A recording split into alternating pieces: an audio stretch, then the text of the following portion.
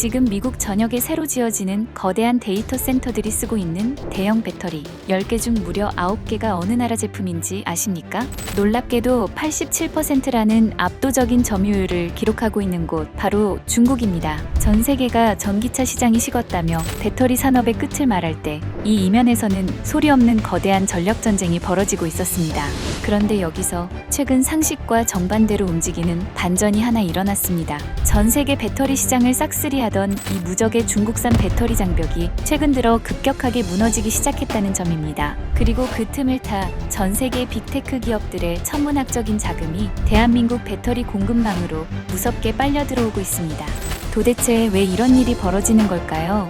단순한 기술의 우위 때문일까요?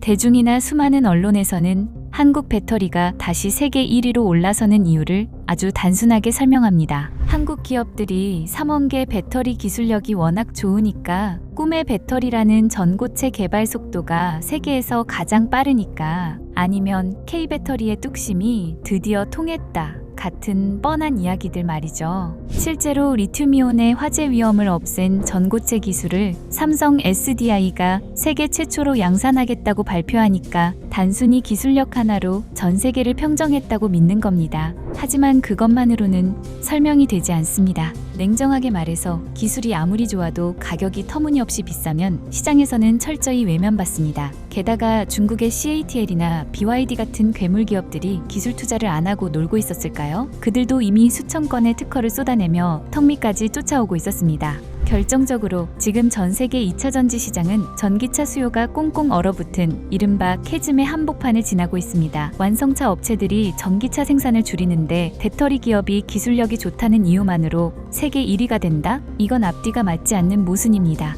진짜 판을 움직이는 절대적인 이유는 따로 있습니다. 원래부터 배터리 산업이 이런 구조였을까요? 판이 완전히 바뀐 건 불과 몇 년 전, 글로벌 경제의 중심축이 전기차에서 인공지능, AI로 급격하게 이동하면서부터였습니다. 챗 GPT가 촉발한 AI 혁명은 전 세계의 수많은 초대형 데이터 센터를 짓게 만들었습니다. 그런데 이 데이터 센터라는 게 그야말로 전기 먹는 하마입니다. 24시간 내내 멈추지 않고 슈퍼컴퓨터를 돌려야 하니까요. 만약 전력망에 1초라도 문제가 생기면 수조 원의 데이터가 날아갑니다. 그래서 신재생 에너지로 만든 불안정한 전력을 대규모로 저장해뒀다가 일정하게 쏴주는 거대한 배터리 시스템, 즉 ESS, 에너지 저장 장치가 데이터 센터의 필수 인프라로 떠오른 겁니다. 데이터 센터 없이 AI가 없고 ESS 없이 데이터 센터가 존재할 수 없는 시대로 판이 바뀐 순간이었습니다. 여기서 진짜 이해관계를 뜯어보면 가장 숨겨진 이득을 보는 핵심 주체는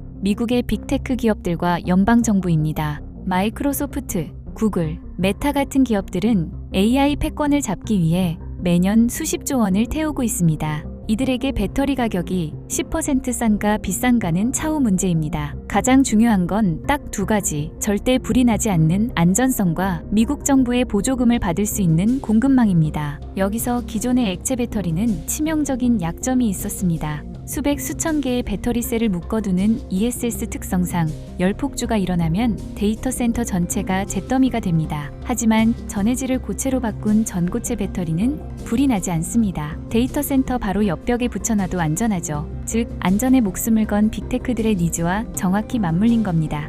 자, 그럼 이 거대한 자본이 어디서 시작해서 어디로 흘러가는지 그 길목을 추적해 보겠습니다. 돈은 미국 빅테크 기업의 금고에서 출발합니다. 이 돈이 데이터 센터 건설 자금으로 풀리고 그 자금은 고성능 ESS와 차세대 전고체 배터리를 당장 공급할 수 있는 한국의 배터리 대기업들로 흐릅니다. 근데 여기서 끝이 아닙니다. 진짜 재밌는 점은 이 돈의 흐름이 대기업에서 멈추지 않고 누구도 대체할 수 없는 핵심 장비와 소재를 쥔 길목 기업들로 고이고 있다는 겁니다. 전고체 배터리의 핵심으로 들어가는 황화리튬 원료를 국내에서 유일하게 공급하는 회사나 배터리 열을 식혀주는 냉각 시스템과 뼈대를 독점 공급하는 협력사들로 돈줄이 수직으로 꽂히고 있습니다. 대기업이 판을 짜면 진짜 알짜배기 이익은 그 기술의 독점적 길목을 지키고 있는 가치사슬 하단의 기업들이 다 흡수하는 구조인 거죠.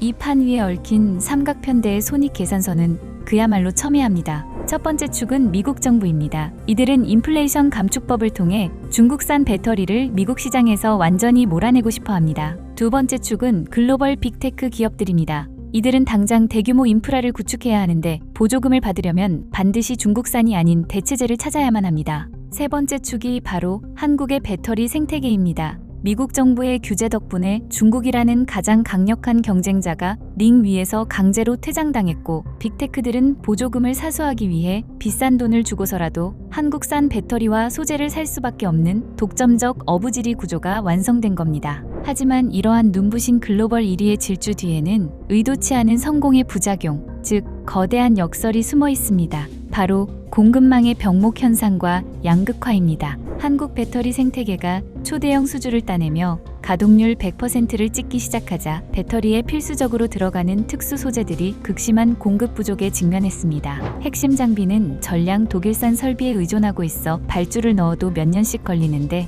수요는 폭발하니 병목이 생기는 거죠. 결국 이 구조적 호황의 열매를 공급망을 선점한 특정 핵심 협력사들만 독식하게 되면서 일반 범용 소재를 만드는 중소부품사들은 오히려 일감이 없어 고사하는 시장의 극심한 양극화가 부작용으로 나타나고 있습니다. 그럼 설비를 미친 듯이 증설해서 이 병목을 해결하면 되잖아? 라고 생각할 수 있습니다.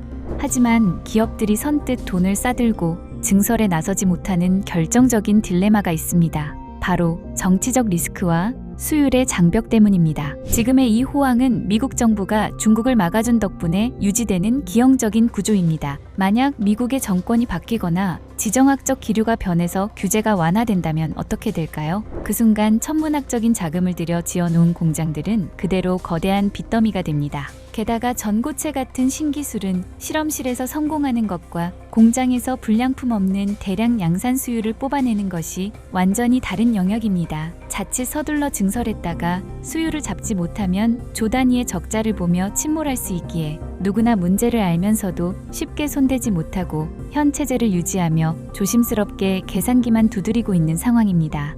이 기형적인 구조가 앞으로도 계속 유지된다면 미래의 판도는 어떻게 바뀔까요? 결국 단순한 배터리 제조 기술만 가진 회사는 도태될 겁니다. 대신에 미국의 지정학적 규제에서 완벽히 자유로운 공급망을 통째로 내재화한 기업, 그리고 화재 위험을 제로로 만드는 안전성 솔루션을 독점한 기업이 미래 배터리 시장의 권력을 완전히 장악하게 될 것입니다. 전기차 시장이 다시 살아나는 시점이 오면 이미 ESS와 전고체 공급망을 통해 체력을 기르고 미국 시장의 길목을 장악한 한국 기업들이 글로벌 자본을 싹쓸이하며 중국과의 격차를 완전히 벌릴 가능성이 매우 높습니다. 오늘 내용을 핵심만 딱 요약해드리겠습니다. 첫째, 겉보기에는 한국 배터리의 단순한 기술력 성과로 보이지만 둘째, 실제로는 AI 데이터 센터 폭발로 인한 ESS 수요 급증과 미국의 중국 배제 규제가 만든 지정학적 틈새를 선점한 것입니다.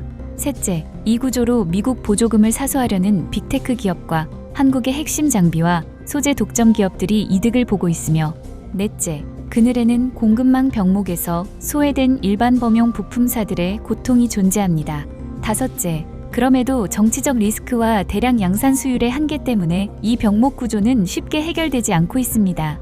결국 한국 2차 전지, ESS, 전고체가 세계 1위가 되는 문제는 단순히 기술이 우수해서가 아니라 글로벌 AI 전력 전쟁과 미중 패권 갈등의 길목을 완벽하게 선점한 돈과 권력의 구조 때문입니다.